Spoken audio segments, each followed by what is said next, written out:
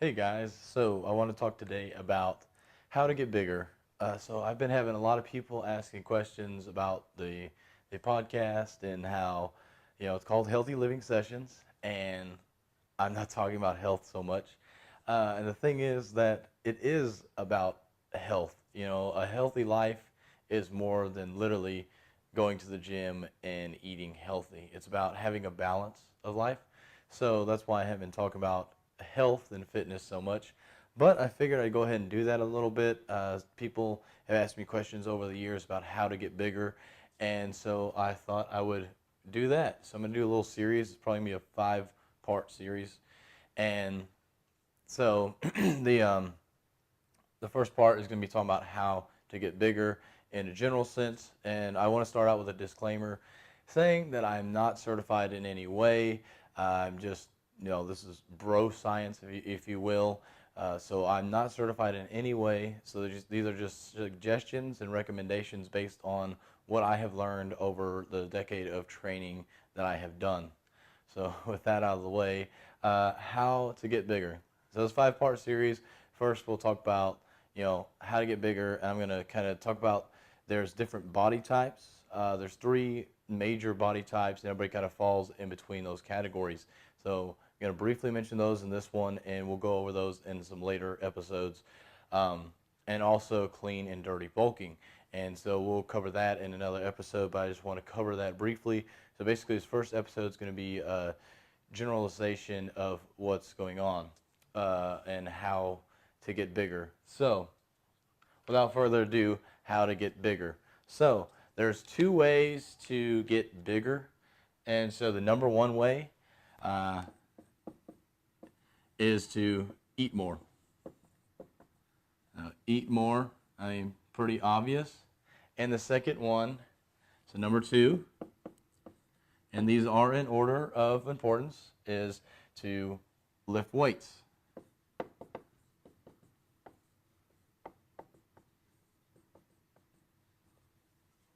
So, eating more and lifting weights. And why they're in that order is that it doesn't matter how much you lift if you're not eating a surplus amount of calories. So you have to figure out how many calories you need in a day, and then you have to add to that. That's where the surplus comes in. So you're eating more than your body actually metabolizes per day. And so in order to gain actual muscle, of course you have to work out, but you have to eat more. Because if you're under eating, you're not going to gain that muscle. So if you're in a I can't even think of the term right now, but if you're in a negative caloric intake, so if you're below the amount of calories you need per day, then you're going to lose weight, you're going to lose muscle. So you have to eat more. People say 80-20, 90-10, 60-40. There's all sorts of different percentages, but eat more is always number one. So in order to get bigger, you have to eat more.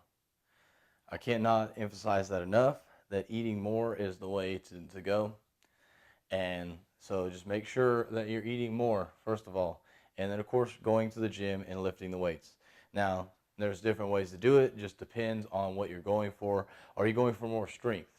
Again, all of these, if you want to get stronger, if you want to get bigger, if you want to, just get in better shape, well, maybe not better shape, just depends on the shape you're trying to get in. But if you're trying to get stronger or if you're trying to get more mass on you, then eating more is the first step. And the second step would be to lift weights.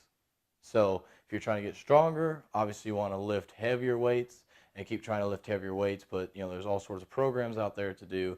I'm not going to go into that in this series.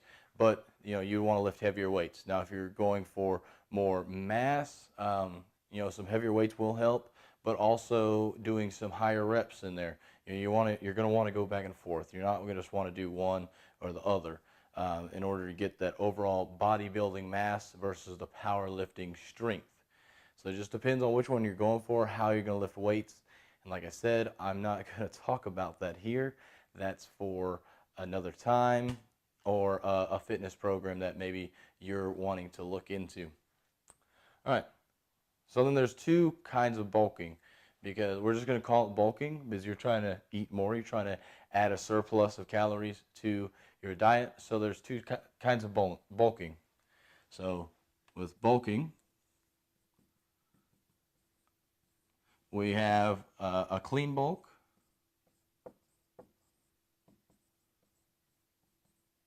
and a dirty bulk. Oops, not birdie, but dirty bulk. So just very briefly, the difference between a clean bulk and a dirty bulk. Probably you might guess that you're going to eat more clean foods with a clean bulk, and a dirty bulk you're going to eat a little bit more fatty foods, a little bit more sugary foods, stuff like that. So they're both they both have benefits and they both have downsides.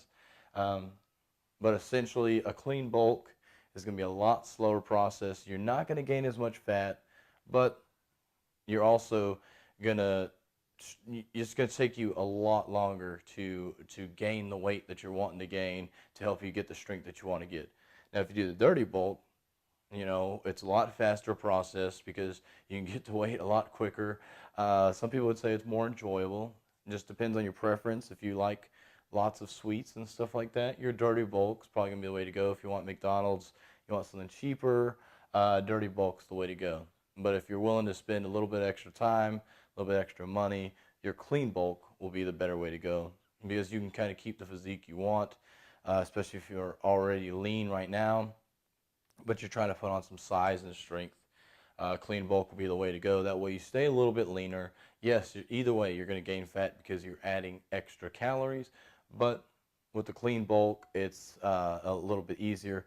Plus, it's a little bit more difficult, but it's easier to stay more lean. And then on top of that, there's two kinds of ways you go about it. Either you can do, you can slowly progress to the caloric intake you desire at the end, or just slowly increase your calories, or you can just jump right up. And usually with the dirty bulk, that's what happens. So let's just say you were at 2,000 calories, right? Started at 2,000 calories.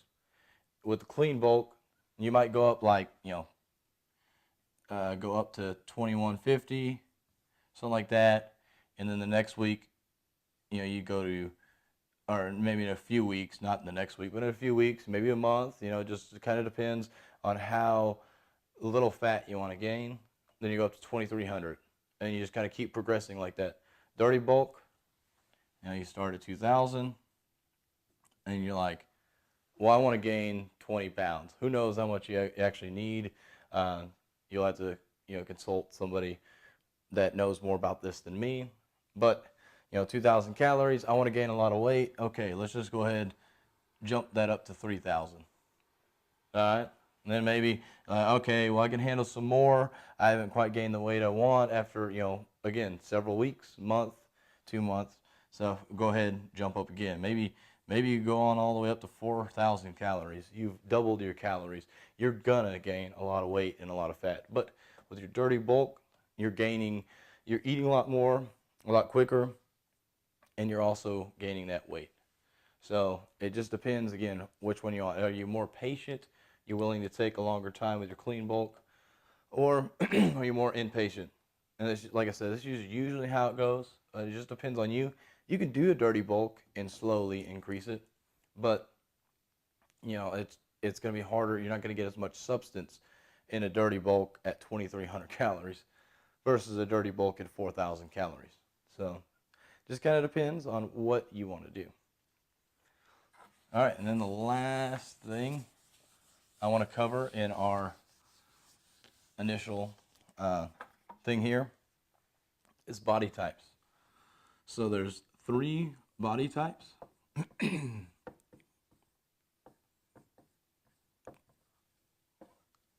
So the first one would be endomorph. Second one is mesomorph. And the third one is, sorry, I have that backwards. Our first one is ectomorph, and then endomorph. Sorry, I want to keep them in an order. Guess it didn't really matter. But, so, Keeping it very simple here, your ectomorph is going to be people with a small frame who seem to just eat a ton of food and never gain weight. These are your people that are smaller frame and really skinny. Then you have your mesomorph. So these are people you'd probably say they have broad shoulders.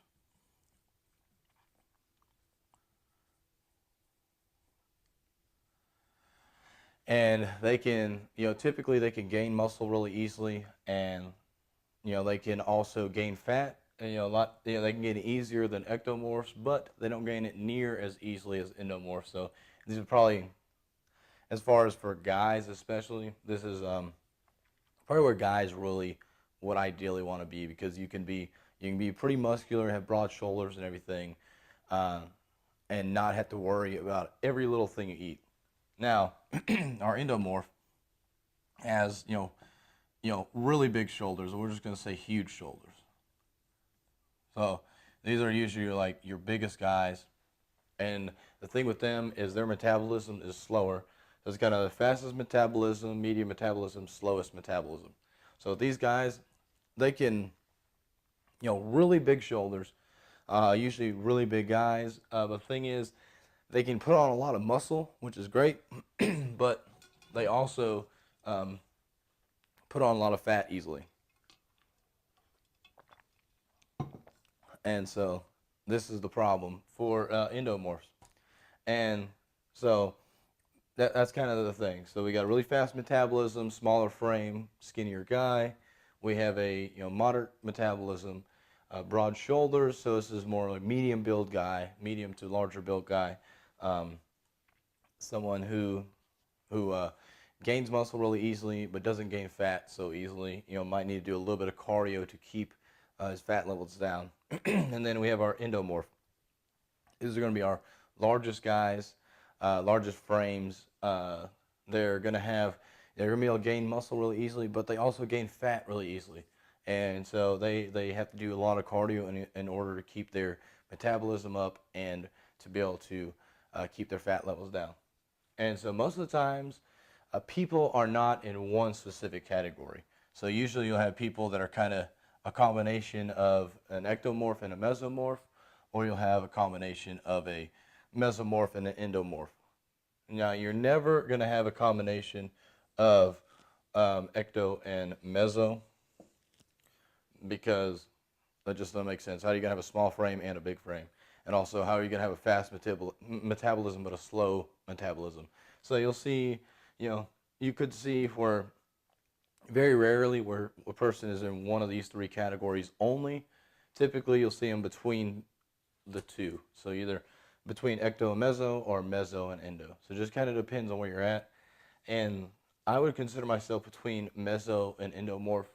I feel like I have broad shoulders, but I do tend to gain fat a lot easier, and so I have to watch out for that.